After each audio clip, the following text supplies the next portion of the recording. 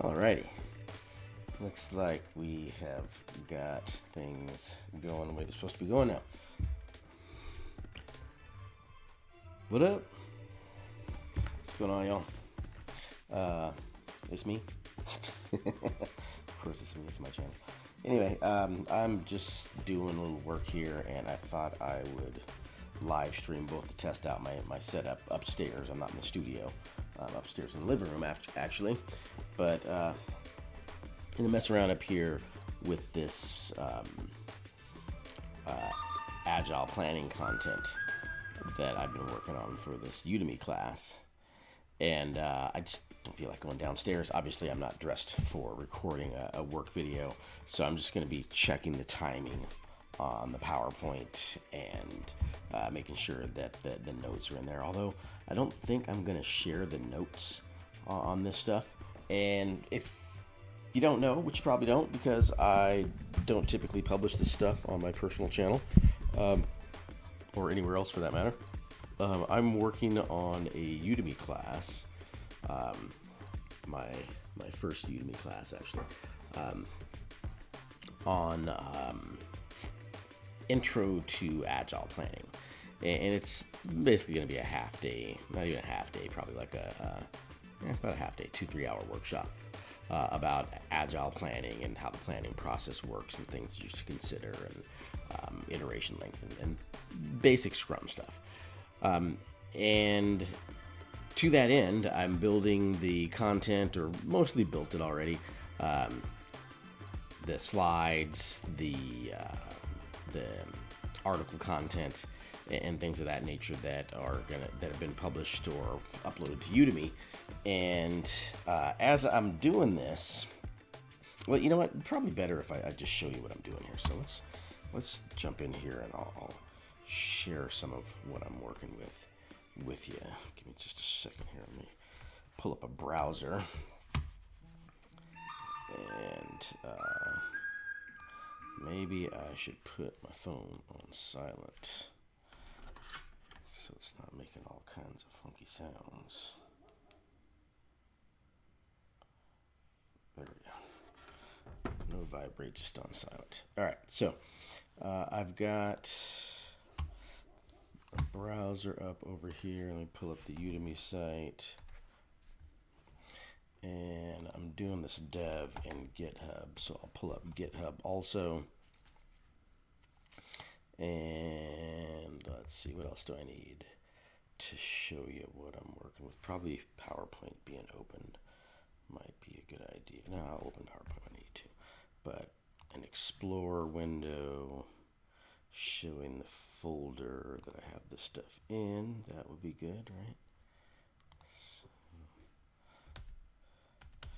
I'm actually using GitHub desktop, kind of totally being a Windows dude right now.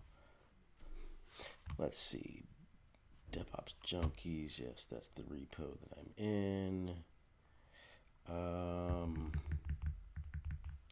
I do want to work in Windows Explorer, so let me show you what I'm working with here. So I'm in GitHub desktop here. I'm going to open this repo in Visual Studio Code over here in my other window. And in Visual Studio Code, you can see all of my stuff. Now, in case you haven't guessed, if you don't know me, I'm a developer, or I used to be a developer in another life when I stayed up late at night writing code.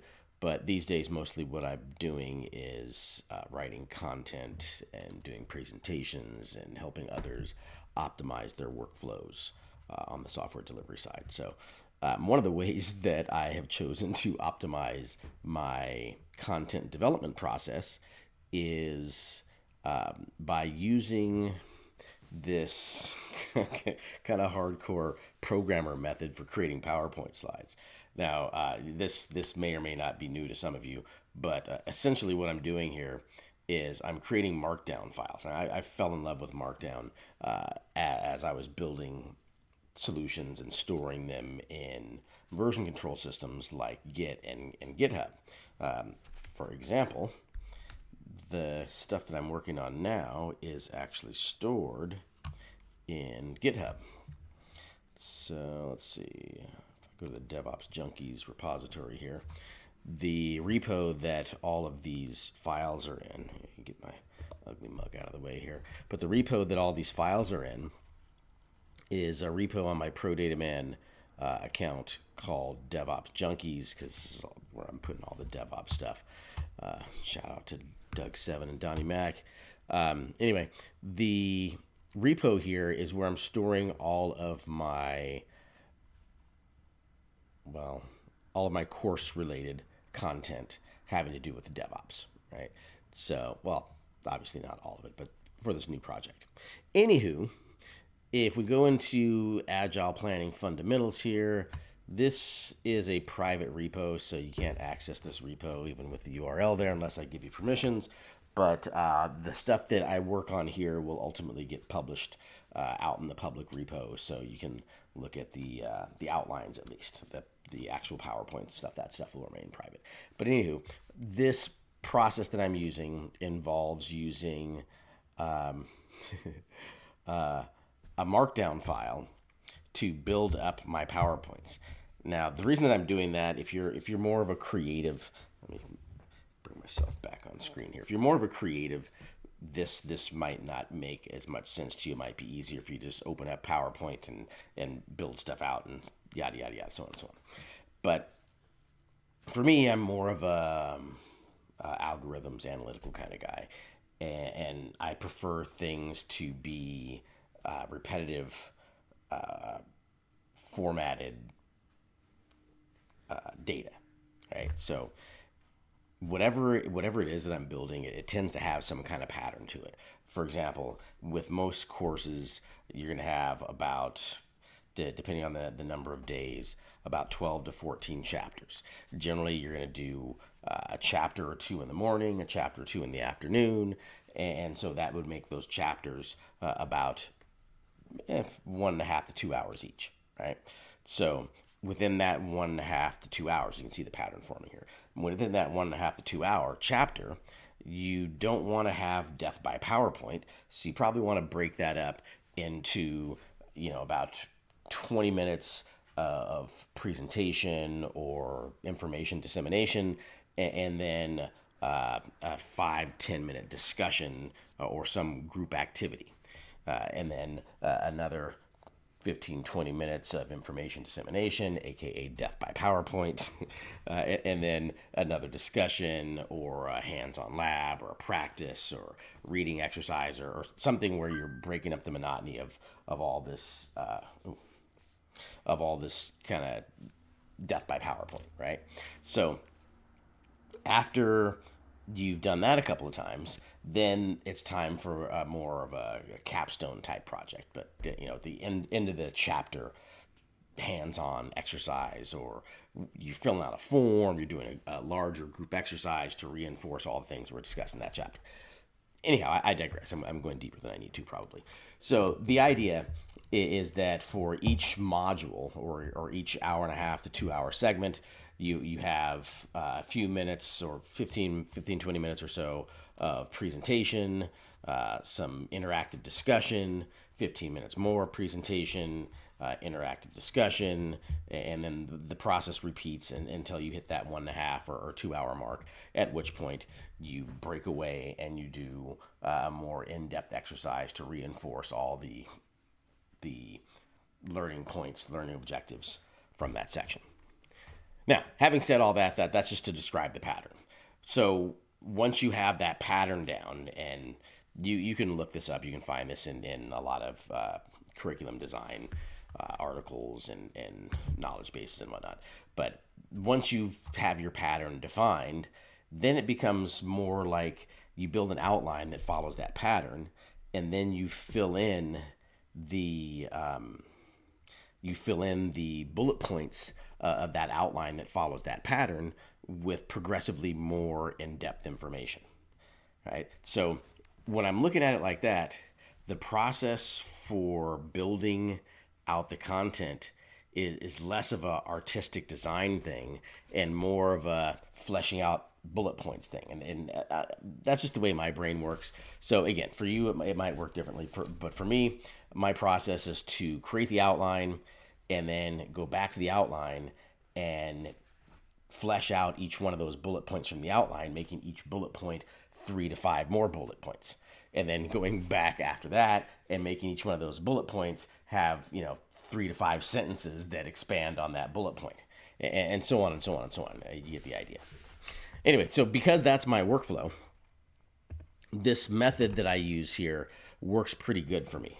So what I do is I go into Visual Studio Code, and if we take a look at this first section that we're about to look at, section 1, we've got slides for iterative and incremental planning. Let's go ahead and open that up. You can see that I have the single slide means that's a section header, or rather single hashtag means this is a section header in Markdown format. So section 1, iterative and incremental planning, and then the double hashtag means we want to build a slide, and then we have the hyphen or the dash means we want to create a bullet point. And in this case, these are the different sections that we have in this first module. I guess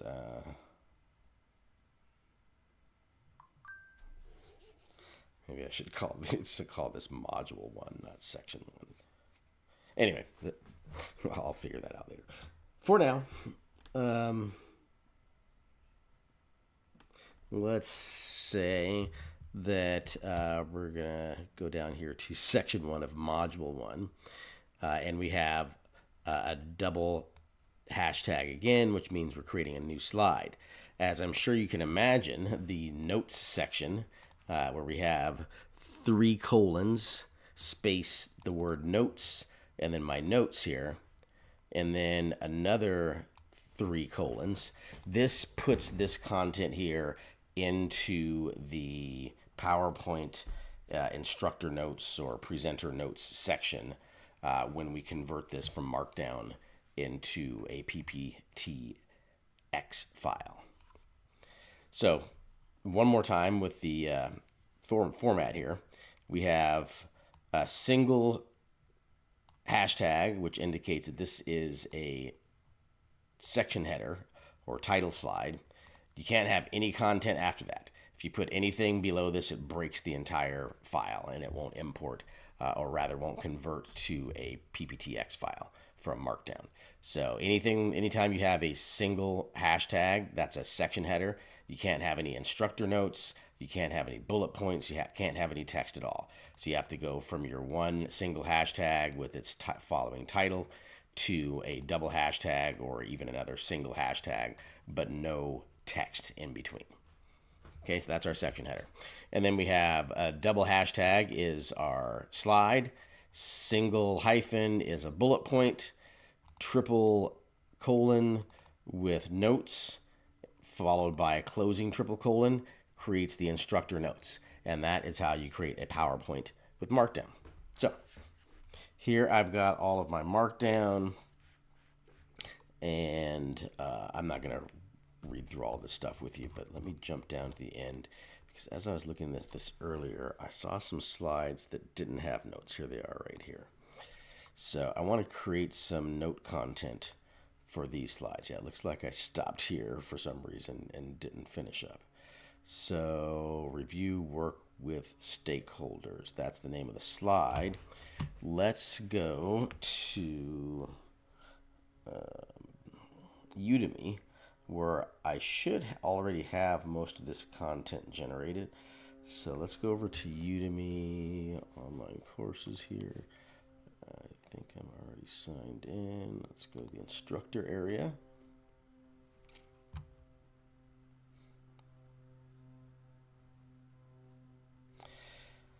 And let's see, this is Agile Planning Essentials. Let's edit the course.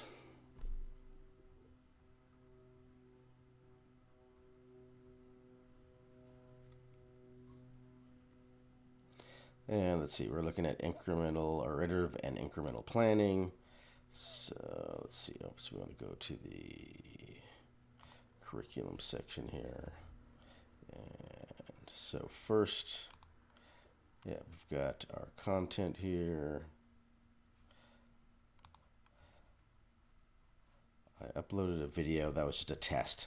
We're going to record a new video of that later. Oh, no, there's no video here. It's just the PowerPoint, which I'm also going to get rid of because I don't like how that turned out. Anywho, over here, we can do edit content. And which slide were we looking at?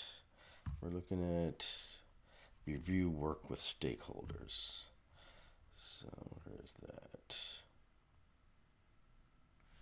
Oh, not that much content here at all.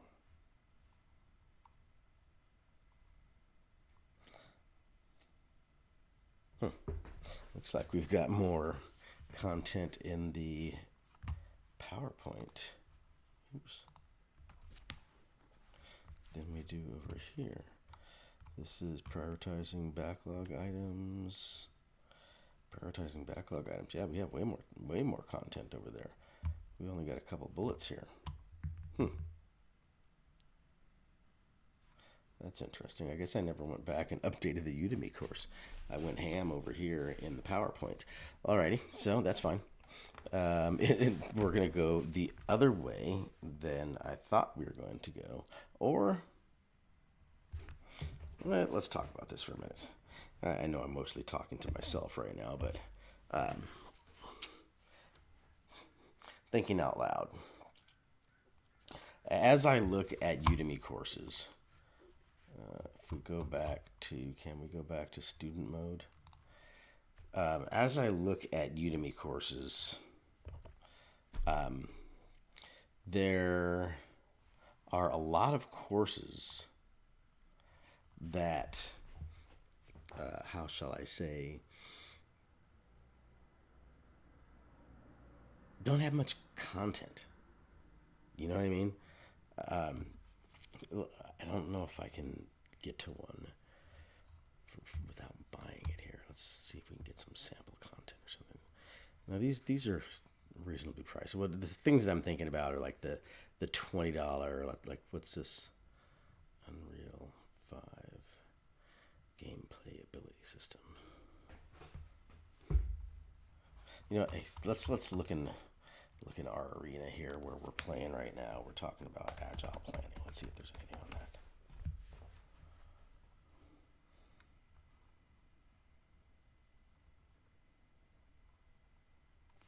Becoming an agile coach, mindset, tools, framework, skills. These all have actually better prices than the stuff that I was seeing on the videos I was watching. At least they're mostly around 60, 70 bucks.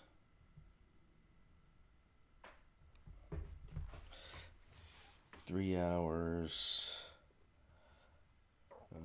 What's this one? 5 hours. Didn't mean to click on that.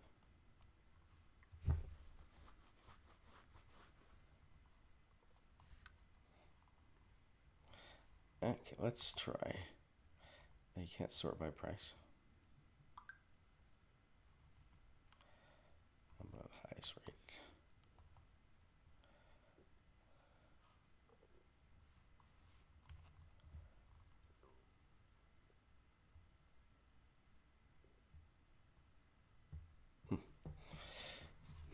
Four hours, 34 lectures, intermediate.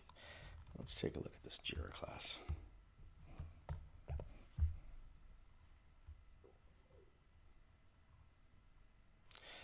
Four hours on-demand video, 3 downloadable resources.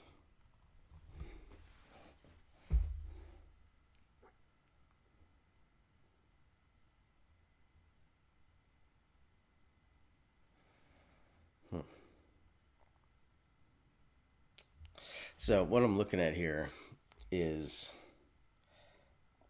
the fact that it seems that there's a few downloadable resources, but mostly it's just video. Now, as we just looked at, most of the stuff that I'm working on here is deeper content, like PowerPoint slides, text-based content, labs, discussions, and whatnot. So it's not really an apples to apples comparison, but I think I'm going to dumb this down a little bit. Not dumb it down, but I'm not going. I'm going to go ahead and publish the course with just the top level PowerPoint stuff, which I already have, but without all the detailed text content. And maybe we'll make that a downloadable resource available at a later date. But for now,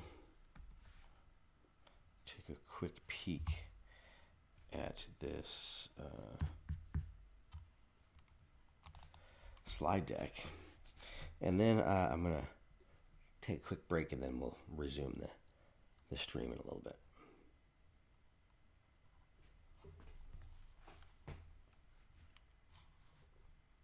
So here is the PowerPoint that's created from that markdown file that we were just looking at.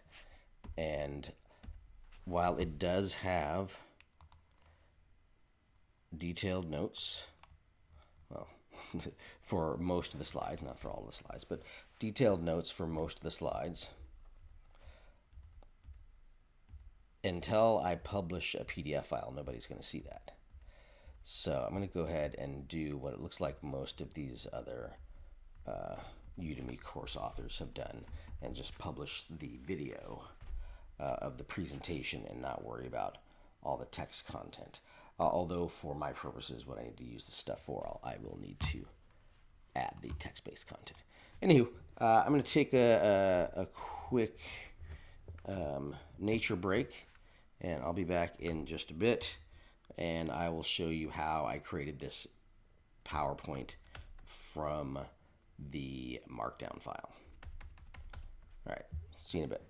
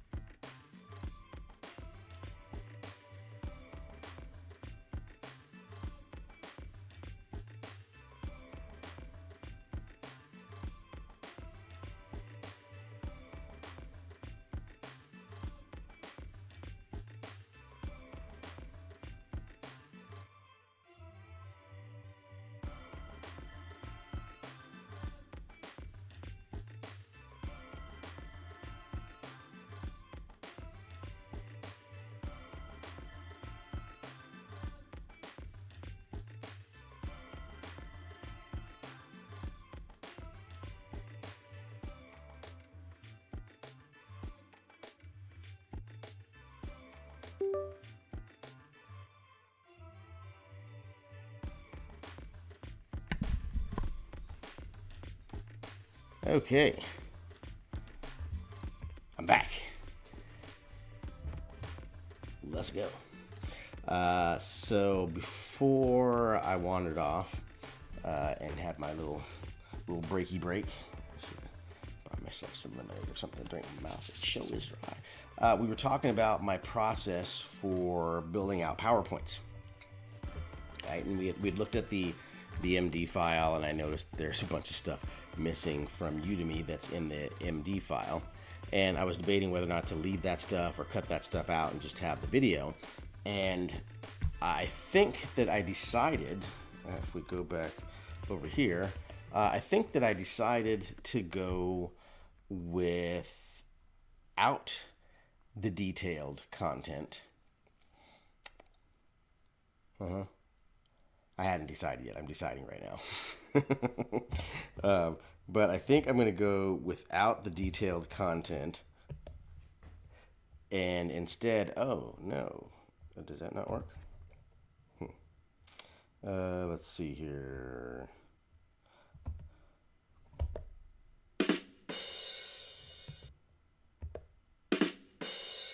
I'm not sure if you guys are getting those sound effects or not. Hopefully those are coming through, because this is, what's that? This is not a Zoom meeting.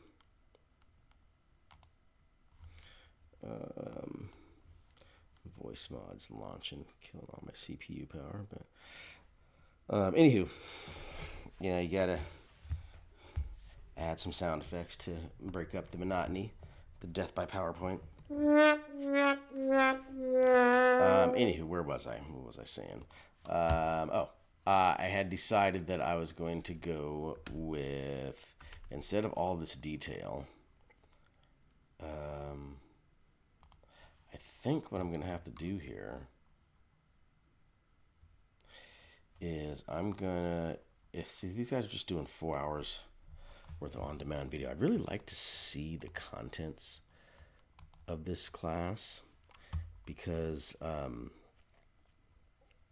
want to see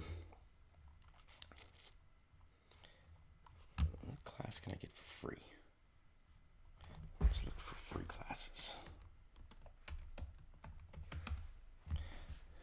Free is my second favorite four-letter word that starts with F. Any guesses what the first one is? I don't have a ooh. What about that? Any guesses what that first one, what the first four-letter word that starts with F is? My favorite. No? Alright, yeah. So let's see here. Free. These are not free. I don't see anything free. Price, free. Oh, 1,000 free classes. Alright, let's see what we can get for free. Alright, what do we got? Free Italian class, no thanks. Spanish class, Korean class, Python class. Alright, I'll buy that for free. Preview this course, free tutorial, enroll now. Let's see what we get. I didn't even look to see what comes with this thing, so we're just going to jump right in and see what we got. No. Let's do proper analysis. Let's go back. Let's see here. What do we get? Course content. All you need is a Microsoft account or an AWS account. Both are free. You need a browser to log into Azure to run the code. All right, and Anaconda installed. No programming experience needed, although a mind to break the code is needed. Be able to read Python code with confidence, without fear, an open mind. Without fear, with an open mind. Become from zero to hero to superhero. Grammar concerns me. That should be go from zero to hero. But anyway, we'll go ahead and continue here. We've got 7 sections, 40 lectures, 2 hours and 42 minutes length. So this looks more like what I built, or what I'm building. Okay, that's making me rethink what I was planning on doing now. Oops, let me get my face out of the way. Here, so you can see what we're looking at here. So it looks like there's an introduction to course and style of learning, which is text-based content right there. And then we've got a video, and then more text-based content. Python language program skips a lot of things you need to know or ideas to make code simple and execute faster. Aimed so that you write a dirty code very quickly compared to other programming languages. It's loosely typed. Probably the language to do anything you can imagine: web development, analytics, machine learning, web scraping, blockchain. To understand basic pillars of programming, Python is the best language to start with. Okay, what's this? Different ways. Oh, so these are just section headers. Okay, that's not the section content. All right, whatever. I'm convinced we've got what? 4-minute video, 3-minute video, 7-minute video, 7-minute video, 4-minute video. So what is that? That's 10, that's 20, that's 25.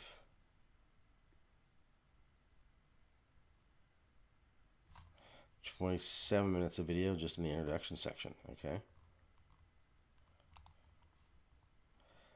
And 10 minutes, 16 minutes, 20 minutes, 25 minutes, 30 minutes of video in the second section. So that's 1 hour now. 10 minutes, 18 minutes, 26 minutes, 27 minutes worth of video. So just about 30 minutes in the next section. 13 minutes in the next section. 18. So 20 minutes in the next section. 7 and 6, 13 minutes, 14 minutes in that section, and about 10 minutes in the last section. So it's like an average of about 15 minutes of video in each section of 1, 2, 3, 4, 5, 6, 7 sections. Again, we got a, why does it say it's 2 hours in length?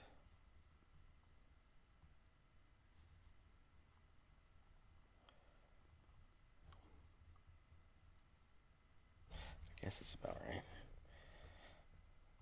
2 hours and 42 minutes. So more like 3 hours. That's more like it. Oh. Okay. All right, let's take a look at this class. Let's go to the course.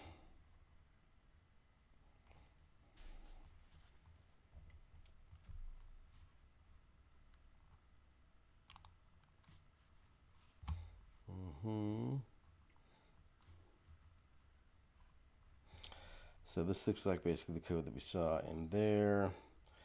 Introduction to the course. Let's run, find out, then think, then play, then break. This course will help you understand the tenets of coding and prepare you for the exact journey toward becoming a Python coder. You'll be required to think of ways to break the code. You'll be challenged to think of what is the other way to do the same thing, and why did a Python developer decide a particular way. We'll learn all major Python concepts, but most importantly, we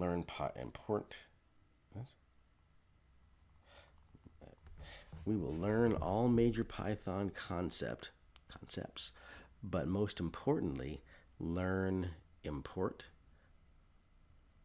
and use of print command to learn Python. Grammars. Anyway, also learn how to search errors and importance of Google search and landing to Stack Overflow for the solution. Break the code, variations in the code, see the error and why not the error. Okay, let's take a look at the video and see what we're working with here.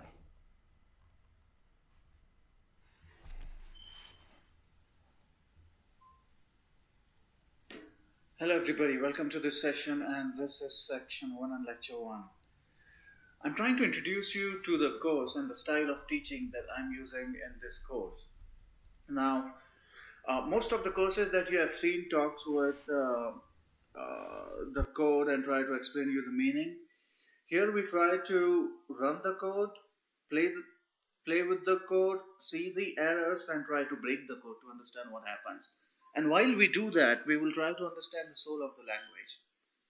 Now, like every other programming language, Python is also built there for a reason, and we are trying to get into why we are using Python and how does Python helps us when compared to Java or C++ or JavaScript or any other programming language.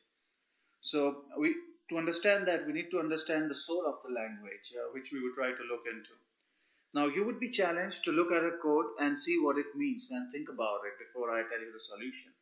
After that, you would be required to break that code and see what works and what do not. So changing code here and there. And what I want you to understand here is to understand why they used a particular way to do something. And if you don't know something, how would you make a nice guess based on the soul and the theme or the tenets of Python coding, so that if you get a new code or a new syntax, you can still make sense of it. So more than concepts, we want to understand how this language is built up, and we would use a lot of examples, and the most important example that we would see would be the print command, because print command is going to help us all throughout our way till the last exercise. So print everything that you are doing. That's what we are going to do. Once we get an error, we would look at how to search for that error on Google search and Stack Overflows. That's very critical aspect, because once you do the course and you are in the coding world and you get an error or you want to do something, you should know what you have to search. So if you are aware of the jargon or how to frame your question right on Google, there are thousands of people who have already replied that question. So framing the question and technical communication in a way to explain what you want to do and explain what you are doing, that's going to be an important part of this course.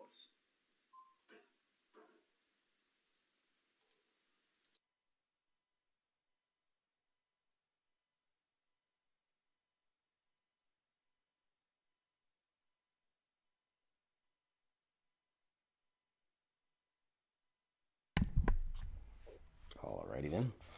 Continuing on here. So the Python language, functional language, interpreted language, listener language. Python is language for non-programmers. There's just a lot of things you need to know.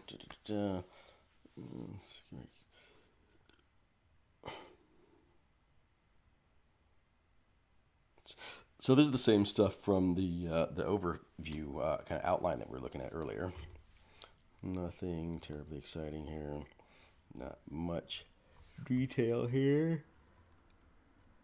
Lots of very short sections. Basically slide type length. But this is all in section 1.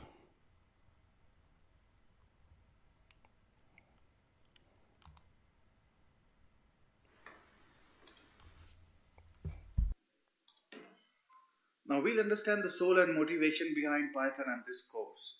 So in this course, we would try to minimize the complexity. So rather than talking in a more programmatic and in a more pedantic way, I'm going to talk about more pragmatic way where we would get the job done. We could jump into loop and functions very quickly, and once we remove the mess of syntactical complexity, like all those code that we are not writing in Python, we can jump into loops and function, which is the critical part to automate a lot of stuff or do anything that you want to do in Python. Now, we would also learn how to make guess. That's a very important part, to make a guess, to make a conjecture on what Python is going to do when you're throwing something onto Python, or when you see a code, or when you want to search something. For example, the boundaries of code in Python. For boundaries, I mean that if you are defining something, if you're making a function, if you're making a loop, we don't know what they are right now, but whatever you are making, if you are writing your will, you want to have a starting point and an ending point, so that after that you can understand that the boundaries in Python is which is not idea is to keep things simple, but this indentation gives a lot of indentation error when you copy paste a code. It's probably the hardest language to use when you want to copy paste code from the internet and use it, because the indentation gets ruined up. Now, as compared to Java, some people would say that it's 1/10 slow, but I would like to, since I'm teaching Python, I would like to give it a better score. It's like 1/4 slower than Java sometimes, especially in the big data world. The soul of the language is to interpret what you wrote, and we have to make a guess of what Python is going to do if we have a code. Okay, I think I've seen enough. So, oops, it looks like what we've got here, these are all videos. Let's go back up here. It looks like what we got is basically a PowerPoint slide worth of content, no deep content in the notes here. Nothing too terribly deep down here. And I'm not knocking this course or anything. I'm just reviewing to see what level of depth is necessary for a free course. This course is free, so that's the more than the amount of information that I would expect. So kudos to the course author here. Again, not bashing this course at all. This is a free course. This is awesome stuff for free. But the level of detail that we're going into for this what is it, Agile Planning Fundamentals course is way deeper than this, and as should be, because we're not going to give it away for free. Or I was planning to give it away for free, but now that I see the level of detail that free courses are actually at, I'm going to step back a little bit, and the course that we give away for free will be about the level that this one is. If we go back over to let's go back to Udemy.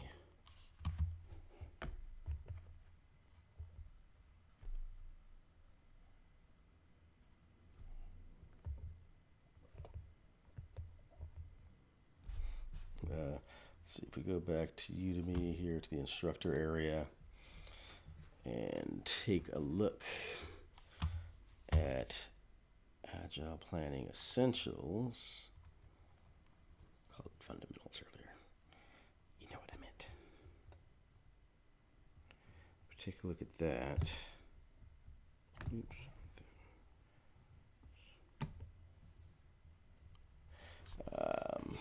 Actually, I want to look at this. How can we view this as a student? We can do preview as student. Here we go. So I haven't added any video yet, so this is just the course content. So this is the introduction. Got iterative and incremental planning. I think I'm going to make that title bold there. Make that bold too. Anyway, 10 minutes, yada, yada, yada. Exercise. Haven't done the exercise yet. Related courses, other courses. Okay, that's halfway decent looking stuff there. I thought you were on silent, my friend. Go back to being on silent. All right, so here's what my content looks like. There's a little more depth and detail there. There's an exercise in that iterative and incremental planning explained section here. Let's see here.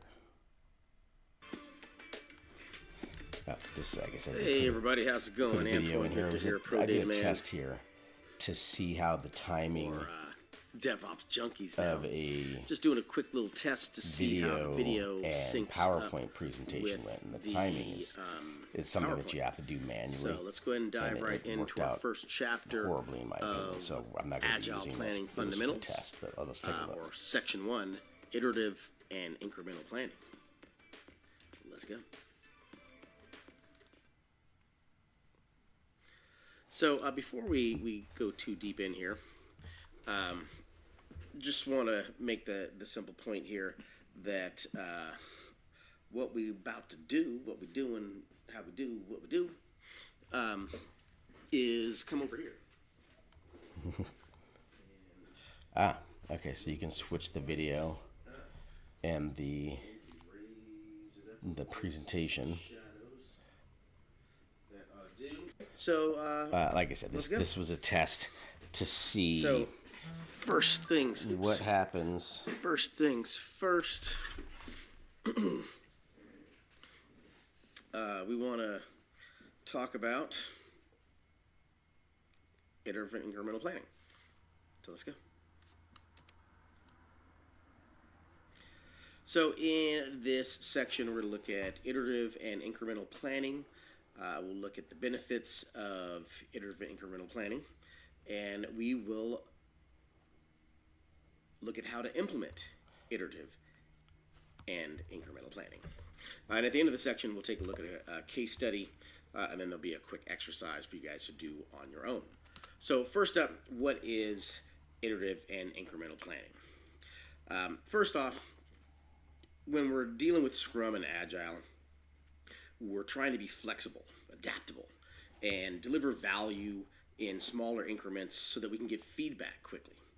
Now, what we don't want to do is be developing in a vacuum. We want to get feedback from the stakeholders and those that will use the software. So the best way that we can get that feedback is to give them something to review to give us feedback on. So iterative planning breaks the projects into cycles.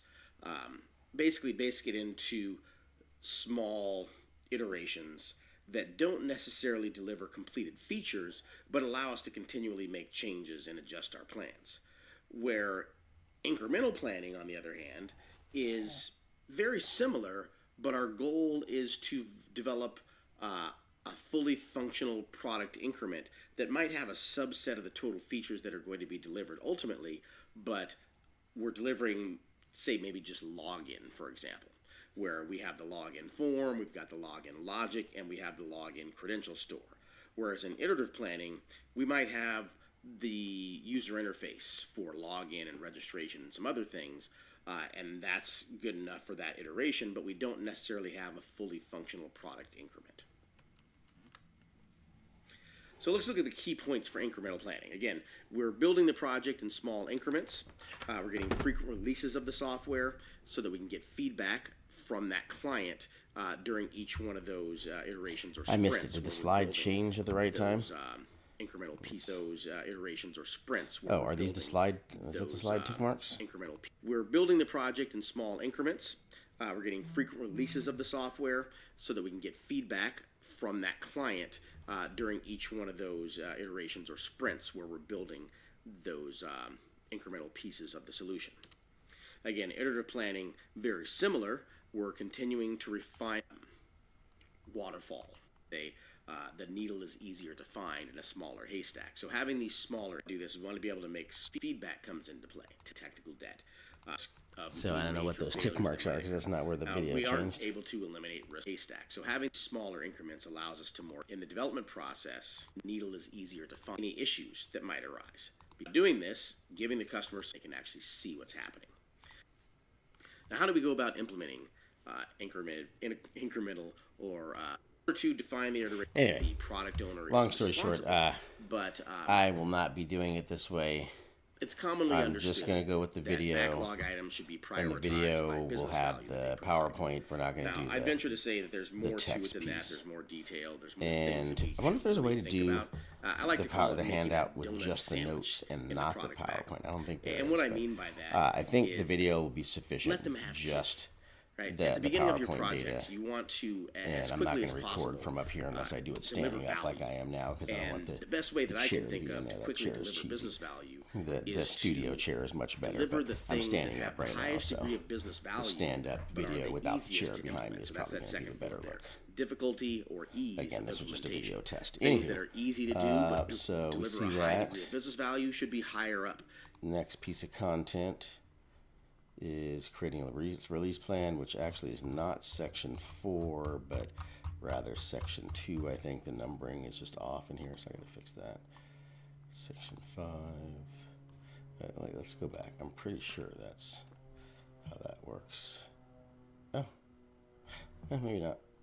So, yeah, section 1 was introduction, section 2's.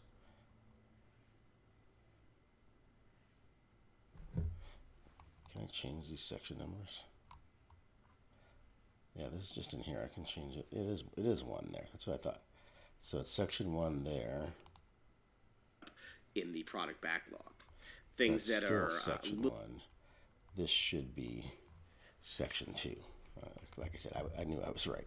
Anywho, so the numbering's not right. I got to fix up the numbering.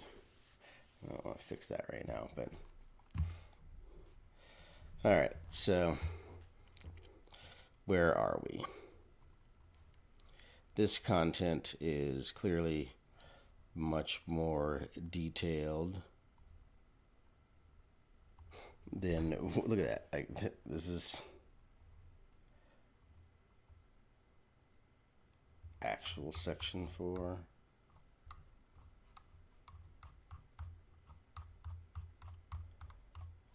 Wait.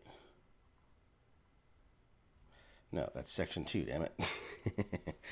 All right, so yeah, I need to clean that up. And section 5 here is actually section 3. Yeah, these numbers are all messed up. So this all needs to be rebuilt. Okay, so what have we learned? What we have learned is that, number one, we don't need the level of detail that I have in the content here for a free class. So we're going to break that down and step it back so we just have the 4 sections with, we need a half-an-hour video, so the 4 sections with about 7 minutes, 7.5 minutes of video each. I like that. Bite-sized chunks, 7.5 minutes. That's the number for our formula. As we were talking about before, the way that I like to work with things or think about things is in repeatable formulas and algorithms. So our section, we get four modules per day. Each module has about 4 sections. Each module is about 1.5 hours to 2 hours, which makes those sections about a half an hour each, or 28 minutes or so. And if we follow this formula that I'm doing here, with these videos being about 7.5 minutes, that means that my 4 sections, or my 4 modules that I have here, should be sorry, I'm doing the math in my head. I'm working out this new formula in my head for the way the Udemy classes are going to run. But it's looking like what I'm going to end up doing here. Here, let's bring up an Excel spreadsheet or something so we can work this formula out. Because I'm pretty sure I have it straight in my head, but I want you guys to be able to see what I'm getting at here. So let's come back over here, and we'll open a new blank workbook and bring it over here. And I need to see that stuff. So we've got 4 modules per day. 2 in the morning and 2 in the afternoon.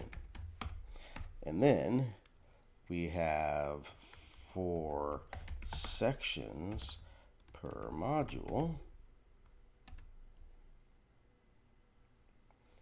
And we have 1 discussion or practice per section. Actually, 1 discussion. What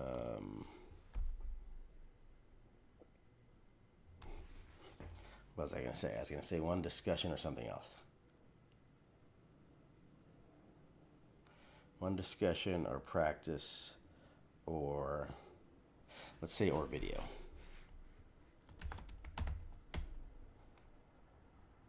Oops.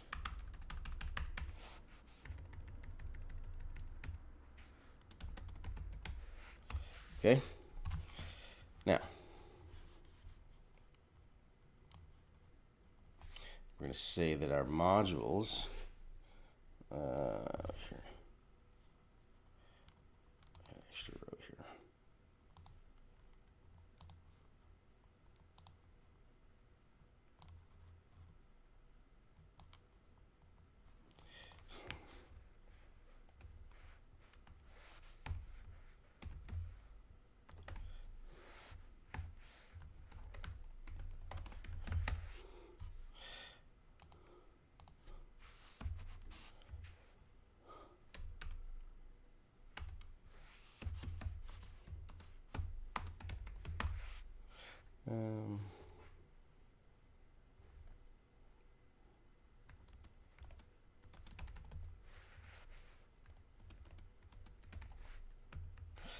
Okay. 4 sections per module.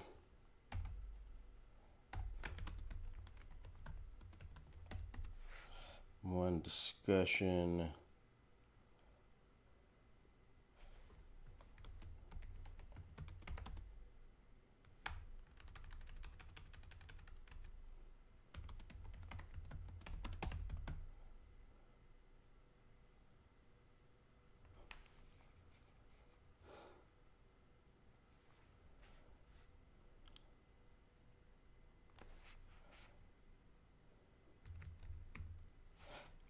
I was thinking about that 10 minutes. We're talking about per section.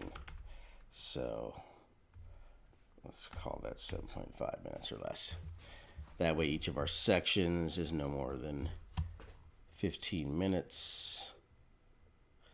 That means that 4 sections is going to be, what, an hour?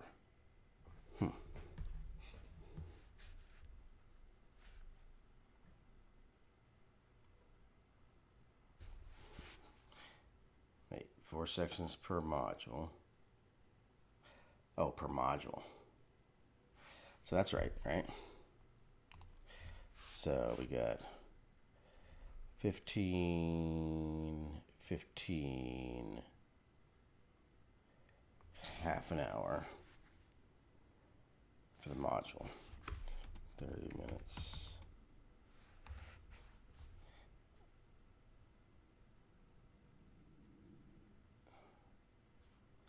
And then another 30 minutes.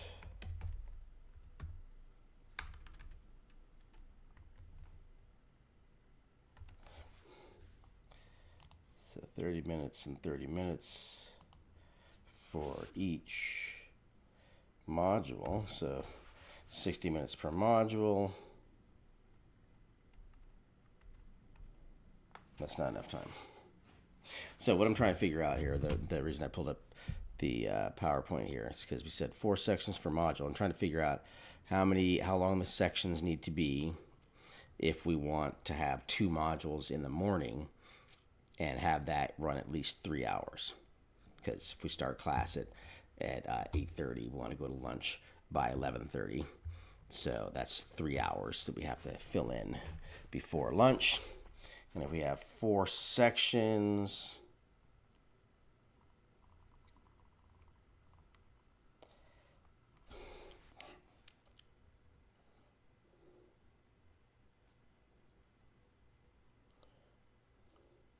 that's only an hour per module, plus a 15-minute break. But there's no breaks in a on-demand class, so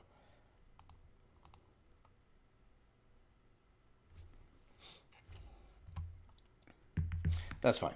I'm gonna be fine with these numbers. Oh yeah, because there's a lab at the end of the module. Okay.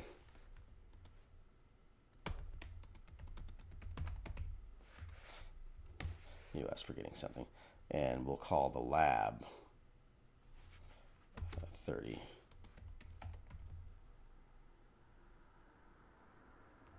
minutes.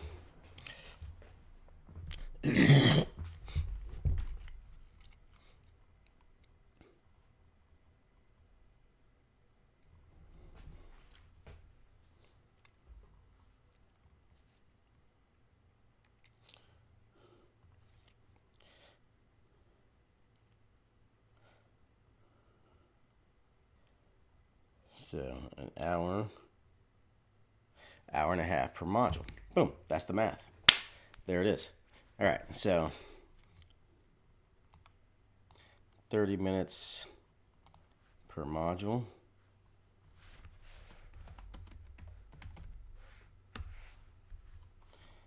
It gives us 30 minutes per module for lecture.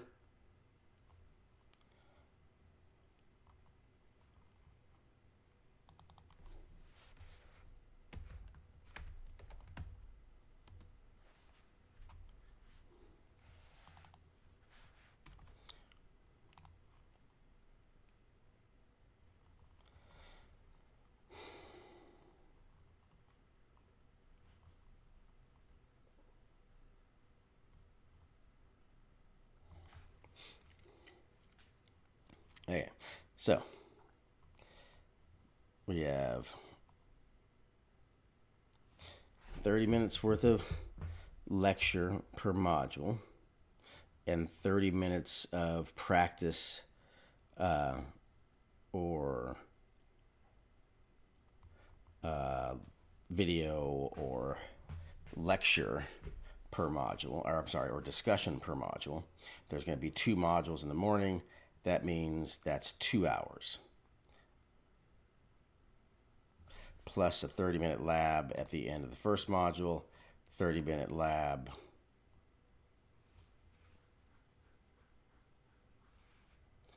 for the second module. That's another hour. So that's our 3 hours. All right, so we have the magic formula. Labs are totally optional here in this scenario for on-demand stuff. So for the free version of the course, we may not even give them any labs. So anyway, I'm satisfied with the magic formula. So now if we go back to Udemy, which I'm not going to do now, it's about time for me to get my relax on. We'll resume this tomorrow. But so here's what we're working with. Again, I told you guys I was going to show you how I did this thing that I do. So I guess that'll be my grand finale that I'll end with. But I'll show you the magic here first. Let's see here. This is, put that some in here. I do not know where I put those files. I want to say I put them in the GitHub repo, or maybe I put them in courseware.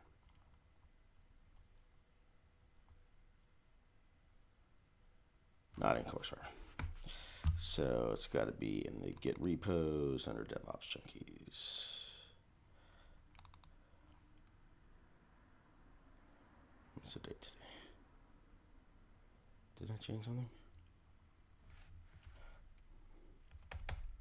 Let's make a change to this file and save it so I can see if we're in the right folder.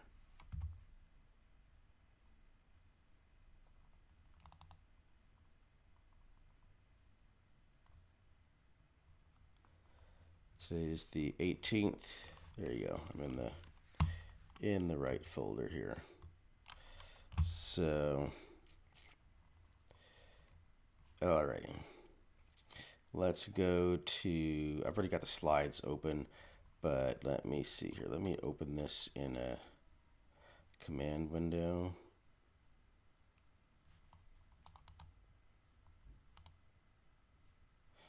Open in a terminal. It's probably going to open up over here on my primary monitor. And then we're going to run create slides, but not for module 1 there. We're going to run that for, or yeah, we are going to run it for module 1. Let's close this. And I think I have this open in Visual Studio still. So, all right, we were looking at the notes, and I was saying I wanted to add some notes. So just to illustrate that I did add new notes, I'm going to say adding new notes. And I'm going to leave the funky capitalization so you know that I just did that. And then I'm going to go over here. Oops.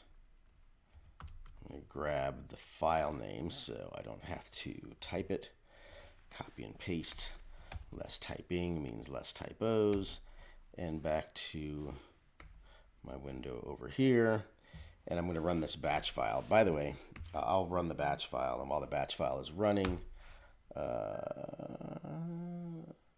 what?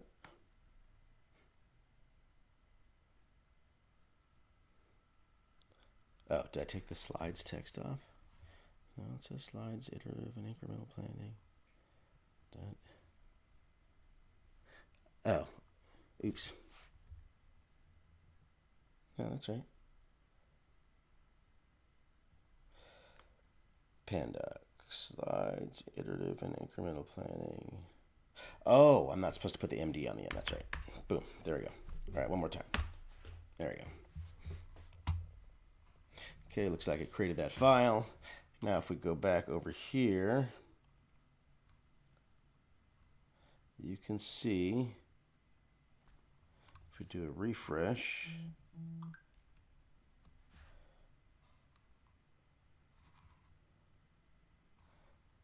this file was updated at 6:37 p.m. and it's 6:38 right now. So that file is the new file that we just created. And if we open it up, we should see that in that file, we have some slide notes now.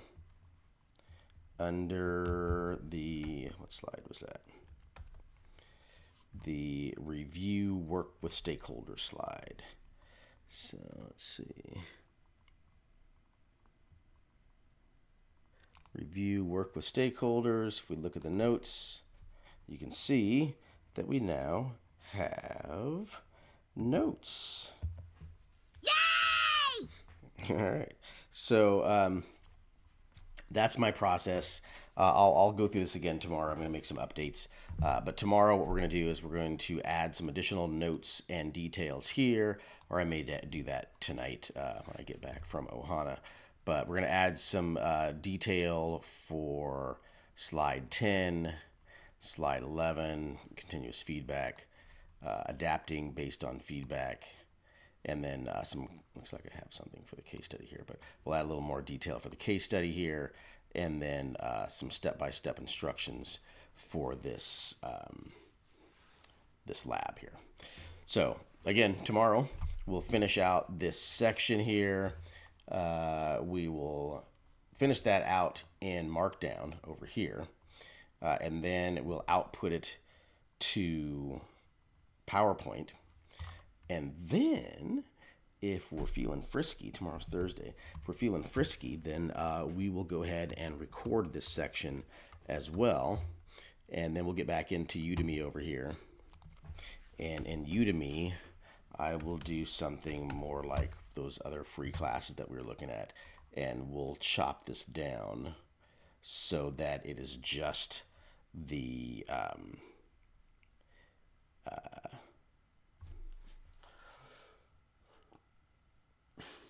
basically just pictures of the PowerPoint. We'll do pictures of the PowerPoint for each section here as the content, and then we'll do a recorded lecture of that. Same thing. All right, that's it. That's all, guys. I will see you manana. Happy Hump Day. Base in the space means peace. See you later. This isn't even Pro Data Man. This is my channel. So, Boss Twan out. Peace.